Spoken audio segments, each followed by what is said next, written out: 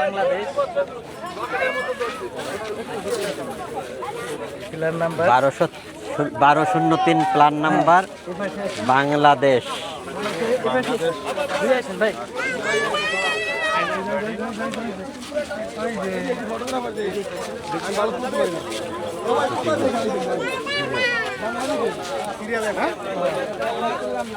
1203 India, একই প্লেয়ারের এপাশ ওপাশ। আমরা একটা ওয়াচ টাওয়ারে দাঁড়িয়ে আর একটা ওয়াচ টাওয়ারের ছবি ধারণ করলাম। এখানে আমাদের সঙ্গে আর অন্য একটা গ্রুপের লোক আসছে। আমার ছোট ভাই তুর্য এখন ছবি শুটের কাজে ব্যস্ত ছিল, কিন্তু তাকে জায়গা ছাড়া ছেড়ে দিয়ে চলে আসতে হলো। কি মন খারাপ করো না, সবাইকে সুযোগ দিতে হবে।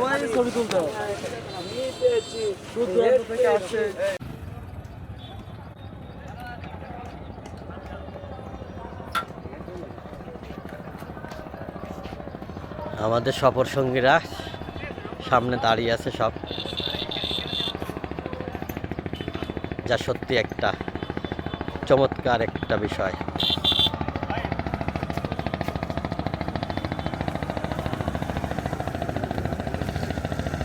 পরে সফরটা পুরো ব্যস্ত হয়ে যাচ্ছিল, অনেক কষ্ট এবং শেষ পরে একটু স্বস্তির নিঃশ্বাস। সবাই আমরা টেনশনে ছিলাম আসলে।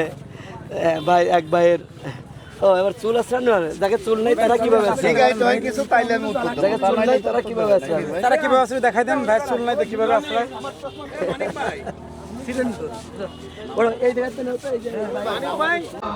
হ্যাঁ, আমার ভাই আরিফুল খুব ধীর গতিতে বারিক্কা টিলায় উঠে আসছে। আমি তার ভিডিওটা ধারণ করার চেষ্টা করছি, জানি না কেমন হচ্ছে। ভাইরা পছন্দ হবে কি হবে না আল্লাহই জানে।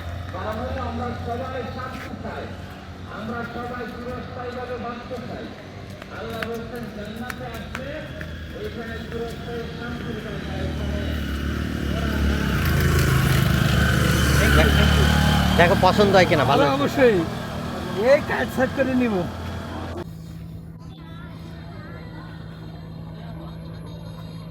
अरे क्या हुआ, চমৎকার हो गया। বারিক্কা টিলার উপর থেকে মেঘালয়ের পাহাড় সারি, মন ভোলানো একটা দৃশ্য,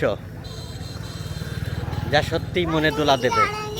অনুভূতির সবাই সমান না, এইগুলো মূলত অনুভব এবং অনুভূতি দিয়ে উপলব্ধি করার বিষয়, যে যেভাবে বুঝতে পারে।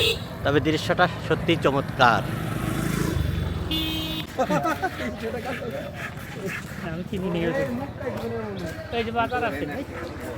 এই তো সবজি এখানে তো আছে। আরে আল্লাহ, তাহলে কি করলা ভাই?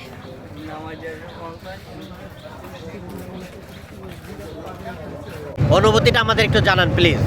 আসলে অনুভূতি বলে তো বলার মতো তেমন কিছু নাই।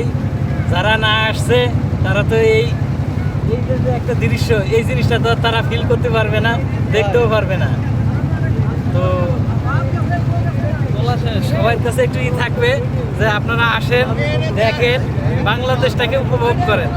ধন্যবাদ আপনার এই সুন্দর অনুভূতির জন্য।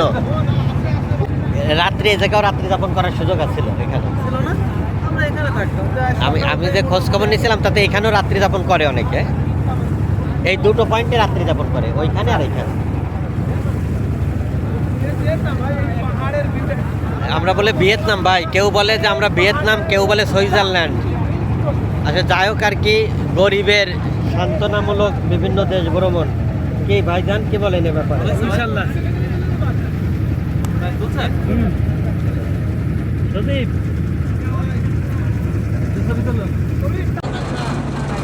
আমাদের টাঙ্গুয়ার হাওড় ভ্রমণের অন্তিম সময় আগত। সূর্য পাটে বসে গেছে, এখনই হয়তো অস্ত যাবে।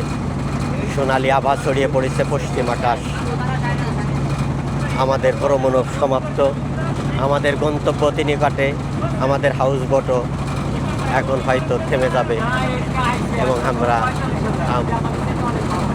বাংলাদেশ রেলওয়ের মোহনগঞ্জ এক্সপ্রেস ধরে আজ রাত 11টায় আবার আমাদের নিজ জেলা নড়াইলের উদ্দেশ্যে রওনা হয়ে যাব। সবাইকে স্বাগতম জানিয়ে আমরা আমাদের এই ভ্রমণ কর্মসূচি আজকে সমাপ্ত করলাম।